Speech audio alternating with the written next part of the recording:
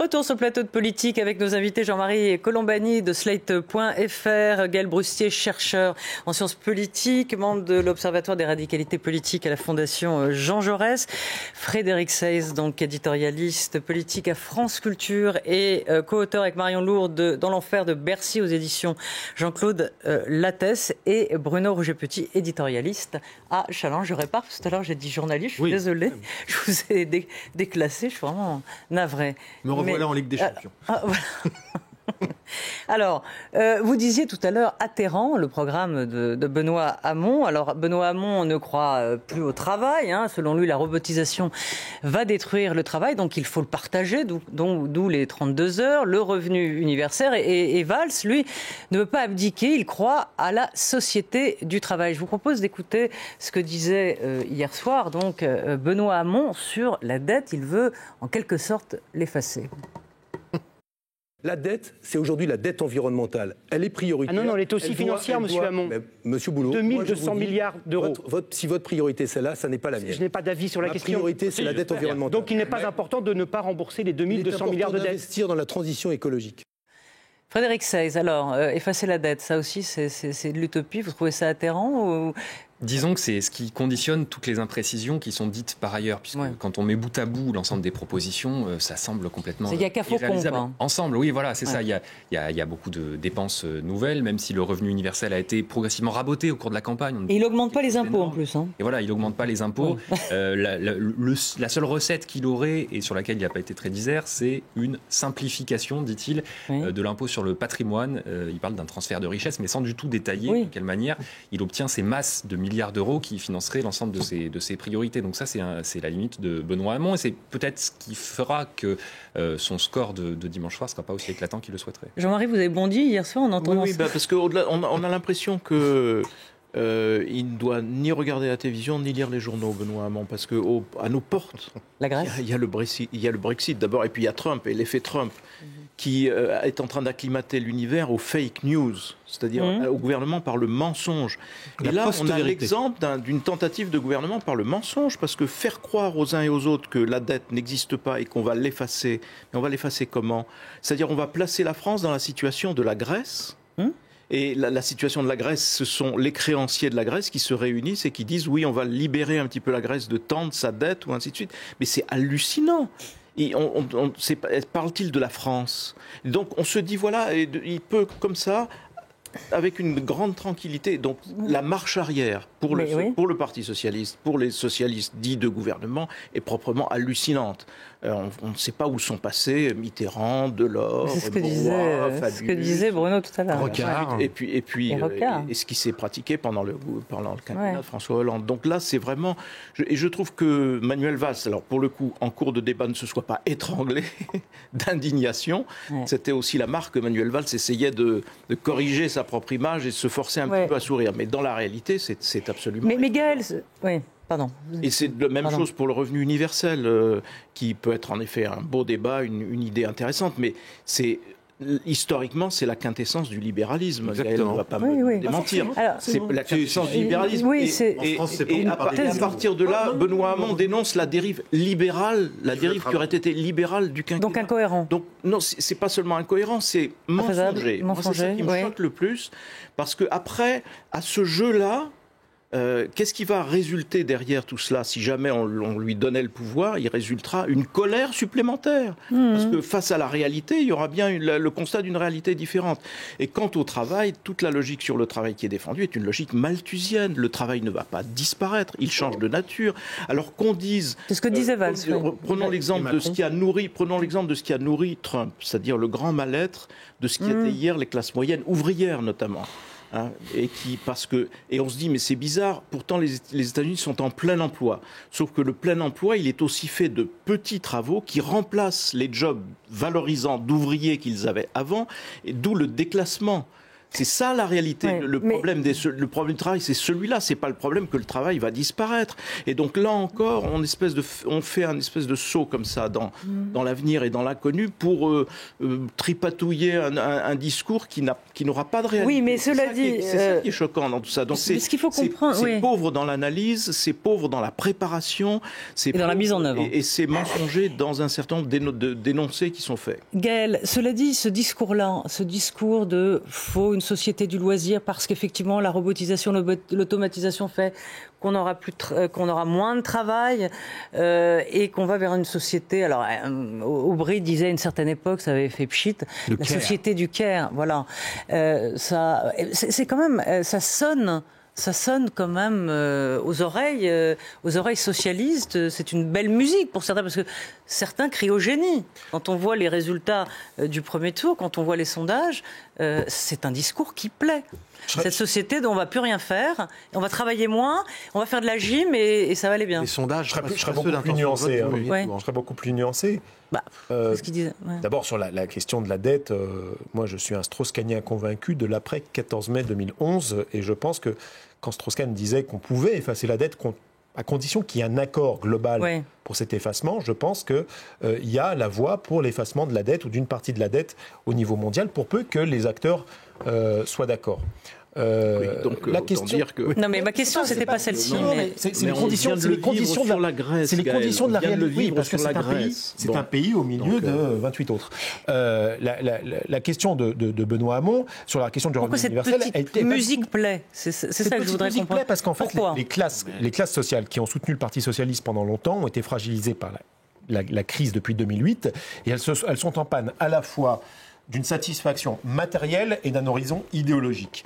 Et étant en panne de ces deux facteurs fondamentaux qui faisaient leur bonheur jusqu'ici et qui conditionnaient leur adhésion au socialisme des métropoles glorieux, etc., à la fois de l'ère Jospin, de l'ère Delanoë, etc., jusqu'à Hollande en 2012, elles ont été privées de tout ça. Et donc, aujourd'hui, elles adhèrent massivement, et on le voit les scores dans le nord-est parisien, elles adhèrent massivement au discours de Benoît Hamon, qui, pour ne pas être un homme d'État en devenir ou le grand leader du socialisme de demain, n'en est pas moins un homme politique astucieux, qui sait articuler et animer le débat politique en sa faveur, et qui a compris ce qui animait un certain nombre de nos concitoyens.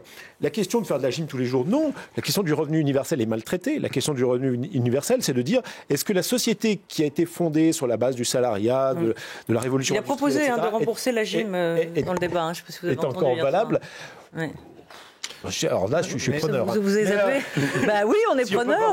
Non, mais c'est pour ça que je vous dis que ça. Rembourser mon forfait de salle de sport, je suis tout à fait preneur. Écoutez, ou alors j'ai rêvé, mais c'est ce qu'il a dit hier soir.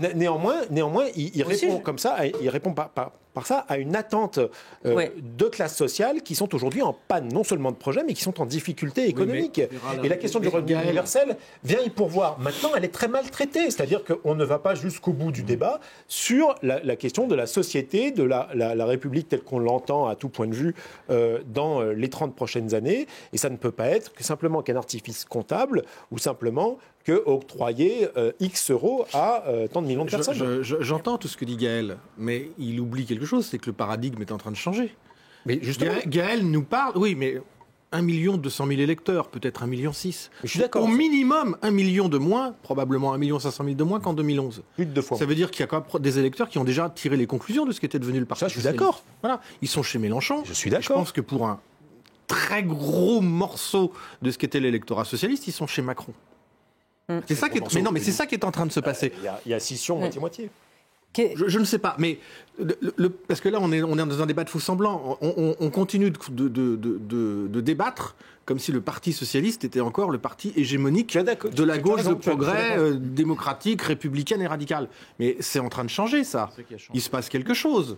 Bon, donc on ne peut pas considérer que Benoît Hamon portera à lui seul ce que sera la gauche socialiste, démocratique, radicale, etc. de demain. C'est pas vrai, ça. Mais s'il gagne...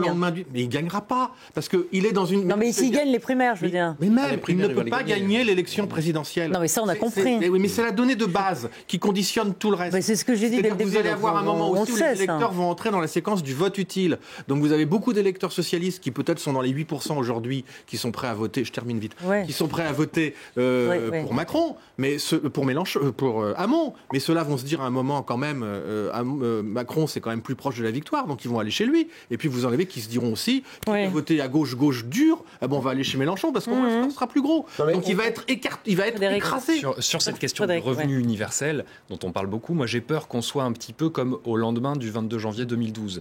C'était le discours du Bourget et il y avait François Hollande qui avait dit « mon ennemi c'est la finance ». Et là on avait, quand je dis on c'est global, dit coup de barre à gauche, cette fois-ci ça va barder. François Hollande qui prend à la fois une bonne option tactique et puis qui fait une sorte d'aggiornamento à gauche cette fois-ci. Comme les puissances de l'argent avec Mitterrand. Et Benoît Hamon, quand on écoute ce qu'il dit, part au début de cette campagne avec un immense qui ruine la confiance des 350 à 400 milliards d'euros. Et puis il finit avec quelque chose dont il a complètement réduit la voilure, qui va se limiter à qui ? Aux allocataires du RSA et aux 18-25 ans, c'est-à-dire pas si loin de ce que propose Manuel Valls avec son revenu décent. Il le chiffre à 40 milliards par an et il dit c'est l'équivalent du CICE. D'ailleurs, il fait une petite erreur parce que le CICE, c'est 40 milliards sur le quinquennat, c'est pas par an. Exactement. Vous allez voir que, je me permets d'insister, mais que dans les jours à venir, après ce deuxième tour, vous aurez une note excellente, d'ailleurs, sur laquelle j'ai pu avoir un regard, émanant de la Fondation Jean Jaurès et deux de ses auteurs qui sont David Jayes et Julien Dournion, qui est extrêmement convaincante, non seulement sur le principe du revenu de base, du revenu universel, mais en plus sur le chiffrage. C'est-à-dire que c'est une vraie question. Moi, je suis tout à fait navré à chaque fois que le Parti socialiste ou ses membres touchent un sujet, touchent une idée. C'était le cas d'Arnaud Montebourg, qui était le grand spécialiste de tout ça. Mais à chaque fois qu'ils touchent tout ça, c'est l'inverse du roi Midas, si vous voulez.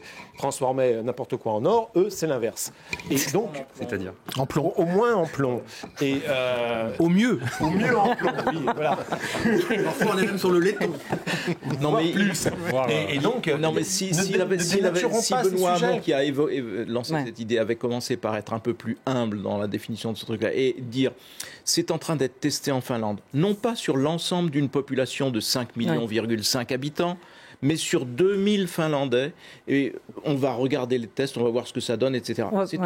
Le débat a pris une autre dimension. Mais non, là, c'était... Je voudrais vous poser une dernière question et on va passer à la droite. Et une question quand même assez intrigante sur les socialistes. Je parlais de ce schisme qui a toujours existé. Est-ce que, dans le fond, il n'y a pas une partie des socialistes qui se sent mieux dans l'opposition, qui est soulagée quand elle est dans l'opposition, parce que la vieille histoire de gouverner, c'est trahir. L'éternel débat. Oui, et puis même pas. On a eu pendant toute la durée de la 4e République un parti d'opposition, le Parti communiste français, qui se satisfaisait de ses 20-25% et qui gérait sa position d'opposant, puis d'opposant principal à De Gaulle, et qui a prospéré avec cela. Et aujourd'hui, il est remplacé par Mélenchon, et auquel va s'agréger, si j'ai bien compris, Benoît Hamon, parce que, in fine, on voit bien qu'il discute avec Mélenchon. Bon, on dit un mot, on se penche sur l'affaire Fillon, donc feu sur Fillon de toutes parts, l'affaire qui fait boum, soupçon d'emploi fictif de son épouse à l'Assemblée nationale. Donc François Fillon qui est attaqué sur sa probité, c'est le pire qu'il pouvait lui arriver dans le fond au moment où il relance sa campagne puisqu'il doit faire un grand meeting dimanche à la Villette. Et là, badaboum, c'est vraiment c'est un timing parfait là pour lui. C'est le signe que la campagne présidentielle vient de commencer. Oui. Parce qu'en France, elle commence toujours comme cela. Et le dernier précédent en date, c'est l'affaire Schuller-Maréchal. Fin janvier exactement. Pourquoi fin janvier ? Parce qu'on sait qu'à partir du mois de février... Chirac, pour rappeler la date. Oui. On sait qu'au mois de février, les gens se commencent à réfléchir vraiment à l'élection, puisque tous les acteurs sont en place et que l'opinion se cristallise entre fin février et 15 mars. Donc ça commence par ce genre de missile qui atteint évidemment sa cible sous la ligne de flottaison. C'est évidemment gravissime pour François Fillon. Mais là où... est-ce que c'est grave ? Oui. C'est très grave. Oui. Pour lui, c'est très grave, parce que... Il y a plusieurs points. On regarde, l'impact, c'est en 3 points, et ça vous donne une idée du génie de ceux qui ont conçu ça. Premièrement, ça vient percuter cette semaine où c'était la semaine du grand départ de la campagne. Déplacement à Bordeaux, vassalisation d'Alain Juppé, Tout le monde est derrière moi. Dimanche, grand discours fondateur de la campagne. François Fillon, l'homme dans l'histoire, raconte l'histoire aux Français qu'ils ont envie d'entendre, etc. Tout ça est annihilé par l'affaire. Premier dégât. Deuxième dégât, ça heurte de plein fouet les fondamentaux de la campagne. Probité, chrétienté, rigueur, autorité. Tout ça est par terre. Non mais tout ça est par terre. Ouais. Voilà, tout ça est par terre. Il n'y a plus rien. Donc il faut repenser une campagne alors que depuis 1 an, il nous raconte cette histoire-là qui aujourd'hui est battue en brèche par l'affaire. Bon. Et troisième temps, ça survient au moment où le Parti socialiste s'apprête à désigner un candidat dont les chances de s'imposer, pardon Gaël, sont des plus faibles, et au moment où Macron est en train de grimper, s'approche de la zone des 20-21%, donc devient une menace. Ce qui fait que si Fillon commence à décrocher, vous pouvez avoir un croissement des courbes intéressant dans les 2-3 semaines qui viennent. Donc ceux qui ont conçu ça savaient exactement quand frapper, comment frapper, et savaient exactement le sens et la portée de ce qu'ils mettaient en musique. Donc de ce point de vue-là, je ne sais pas quels sont ceux qui, quelque part, ont inventé l'affaire, mais chapeau les artistes. Frédéric, on est tenté de se dire que ça vient forcément de son camp, puisqu'il y a des détays très précis, il y a des fiches de paix. Certains disent que ça vient du camp Hollande, de la gauche. Enfin, du camp Hollande. Ce qu'on lisait dans le... Alors, chacun a sa théorie. Oui, il y a aussi une autre théorie. Pour faire monter Macron. Il y a aussi une autre théorie, que ce soit les sarkozystes un petit peu dépités des faits, qui sont jaloux des circonscriptions qui ont été données aux amis de François Fillon jusque dans la Sarthe filloniste. Ce qui est sûr, c'est qu'effectivement, ça coupe les jarrets de François Fillon au moment où il devait redémarrer. Là, il avait aucun espace médiatique à cause de la primaire. Il avait prévu ce grand rendez-vous depuis longtemps du 29 janvier pour réimpulser sa campagne, pour redonner un petit coup de boost. Après le passage à vide aussi, il y en avait déjà eu un à fin décembre, début janvier. Maintenant, que peut faire François Fillon? Est-ce qu'il peut se victimiser en disant « les Français le voient bien, c'est un coup fourré et je demande à chacun de ne pas se laisser partir là-dedans » ou alors assumer jusqu'au bout et dire non, c'était un emploi non fictif de la part de ma femme, j'ai des documents, c'est ce qui a été fait cet après-midi, et pour l'instant il prend surtout cette option. Alors question un peu poujadiste, vous avez écrit votre livre Dans l'enfer de Bercy, donc enquête sur les secrets du ministère des Finances, et c'est là où vous aviez révélé que Emmanuel Macron, lui, s'était servi de son budget. Je pense qu'il y a un lien d'ailleurs avec le fait que cette affaire Fillon allait sortir. Évidemment, la droite le savait, puisque le Canard enchaîné avait commencé à appeler pour vérifier la droite. Donc il savait que ce mercredi-là, il y allait avoir cette affaire. On a vu que, évidemment, Philippe Vigier, UDI, et Christian Jacob, les Républicains, se sont emparés de cela.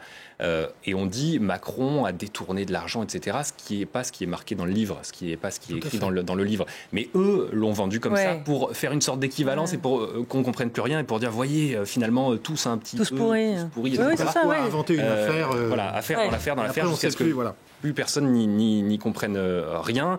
Et par définition, c'est le cas d'une campagne présidentielle. À chaque fois, on hystérise les choses, on les déforme, on les grossit. Nous, ce qu'on montre dans le livre, d'ailleurs, c'est pas du tout un livre sur Emmanuel Macron. Non, pas du tout, bien sûr.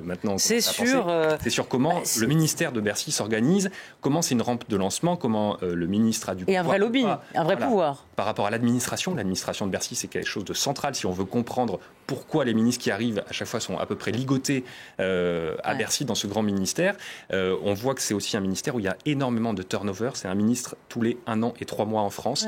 En Donc Espagne, c'est eux qui font la loi, c'est les fonctionnaires de Bercy. Ils font la loi, exemple, ça dépend du poids politique de la personne qui est en face, ça dépend de son poids politique, ça dépend de sa compétence technique, parce que ça aussi, quand vous avez un grand directeur du Trésor en face de vous, vous ne pouvez rien dire si vous ne connaissez pas aussi bien que lui les produits financiers, les obligations à terme, etc. Et puis, ça dépend de sa durabilité. Et en l'occurrence, quand vous arrivez le temps d'avoir fait le tour du bâtiment, vous êtes déjà reparti en remaniement. Sur la question, donc, si Fillon s'effondre un peu, et c'est le rêve évidemment à gauche, enfin c'est le rêve de Macron, dans le fond, est-ce que c'est le degré d'effondrement qui compte. C'est-à-dire qu'il faut qu'il s'effondre, mais il faut qu'il reste candidat jusqu'au bout. Et là, on est entré quand même. Marie le disait. Il va tenir. Il y en a qui commencent à fantasmer là-dessus. J'en connais des candidats. François Bayrou. Il y a des gens qui regardent ça avec intérêt, disons. Mais on est fin janvier, on est à 3 mois de l'élection. Il est absolument impossible de changer un candidat. Là, d'autant qu'il a été désigné par une primaire, 4 500 000 électeurs. Il est obligé d'aller au bout, quel que soit le calice qui l'attendra à l'arrivée. Et pendant ce temps, Marine Le Pen ne dit rien. Donc elle n'aura qu'à se baisser pour ramasser... Elle parle à Lyon le 4 février, le même jour qu'Emmanuel Macron. Et dans la même ville. Et Jean-Luc Mélenchon avec son hologramme. Donc, quid de Macron dans toute cette histoire? Lui, c'est tout bénéfice. Pour lui, un Fillon qui est en train s'il s'effondrait, un Hamon qui serait gagnant, tout ça donnerait donc. Mais on imagine mal Manuel Valls rejoindre les rangs d'Emmanuel Macron. Tout d'abord, Fillon a joué avec quelque chose avec lequel il ne faut pas jouer. Il a joué avec l'air du temps, on va dire, de son camp politique, qui est l'air du temps Pape François, c'est-à-dire. Vous savez, les gens qui changeront la France, à mon avis, vivront pauvres et mourront pauvres, parce que c'est l'air du temps, parce que c'est cette espèce d'état d'esprit qui est un peu franciscain, on va dire, et qui fait que les hommes politiques, aujourd'hui, s'ils ne font pas vœu de pauvreté, sont observés avec la plus grande suspicion, et quand vous êtes pris avec les doigts dans le pot de confiture, comme c'est le cas, c'est 10 fois pire qu'auparavant. C'est-à-dire que moi, à titre personnel, je m'en fiche. Je peux passer sa vie sur un yacht entouré de filles en bikini. Je m'en fiche. Simplement, pour les Français, dans l'ambiance actuelle, ça n'est pas possible. Et le fait qu'il ait triché avec est quelque chose qui est encore pire. C'est-à-dire que s'il avait été s'il n'avait jamais joué dessus et sur son espèce d'identité chrétienne, je suis catholique, etc., ça irait. Maintenant, Emmanuel Macron, c'est autre chose. Emmanuel Macron, c'est le signifiant vide pour un certain nombre d'électeurs très divers, de groupes sociaux très divers, de la volonté de changement. Signifiant vide. C'est-à-dire qu'on y investit un certain nombre d'attentes, de colère, de demandes, de volonté, etc., qui sont tout à fait divers et qui sont unifiés par le discours d'Emmanuel Macron, qui pour le coup est un garçon brillant, ne manque pas de charme ni de charisme, mais qui est chargé en vérité de raconter une histoire qui est celle de l'adaptation d'un pays, la France, le pays de la gauche statutaire, comme il aime à le dire, Donc il a tort d'être réaliste. Ça, c'est toi qui définis le réalisme. Non, mais je pose la question. C'est tout à fait intéressant de voir entre Causeur et Bruno Roger Petit, alternativement, je posais la question. Le matin ou le soir, définit le réel en France. Je posais la question. Non, mais Emmanuel Macron est un conteur magnifique qui décrit effectivement l'adaptation de la France à ce que Jean-Michel Quatrepoint appelle le capitalisme californien, qui est un capitalisme fait d'adaptation technologique au GAFA et d'hyper-individualisme. Il le fait très très bien, il part d'un noyau qui est le social-libéralisme. Gaël, pas seulement, parce que quand Bruno, tout à l'heure, faisait l'inventaire des cases que Manuel Valls a omis de cocher sur les valeurs, il fait le que ce soit le burkini, etc., Macron, très précisément, a coché, lui, toutes ces cases. C'est-à-dire, d'entrée de jeu, il s'est mis sur les valeurs de la gauche. Exactement. Et ce qui me frappe aujourd'hui, c'est que tout ce qu'on est en train de décrire, tout ce dont on parle, sont autant d'éléments qui sont en train de s'installer, qui lui sont favorables. Ça ne veut rien dire sur la fin de la campagne et le déroulement de la campagne, mais pour le moment, les événements, tout d'un coup, se mettent à jouer en sa faveur. Tout ça nous donne, comme d'habitude, tout ça nous donne plus que d'habitude, et je pense qu'il faut être inquiet de cela. Nous entrons dans une zone d'incertitude absolue où rien n'est exclu, pas même l'élection de Marine Le Pen. Voilà, merci pour cet optimisme, Jean-Marie. Merci à tous, on se retrouve la semaine prochaine. Frédéric Seyss, je rappelle le titre de votre livre, Dans l'enfer de Bercy, enquête sur les secrets du ministère des Finances. Et c'est pas fini, dites donc. Merci à tous. Merci à Pauline Hellman d'avoir préparé cette émission et à toute l'équipe technique. À très vite. Merci.